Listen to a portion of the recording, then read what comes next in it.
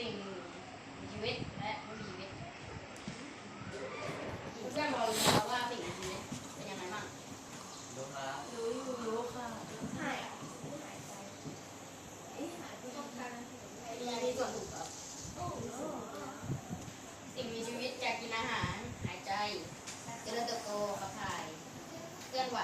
และสืบพันธุ์และตอบสนองต่อสิ่งเราได้แล้วเพื่อนๆพอจะรู้นะครับว่าสิ่งไม่มีชีวิตจะไม่มีคุณสมบัติอะไรหายใจก็ครับ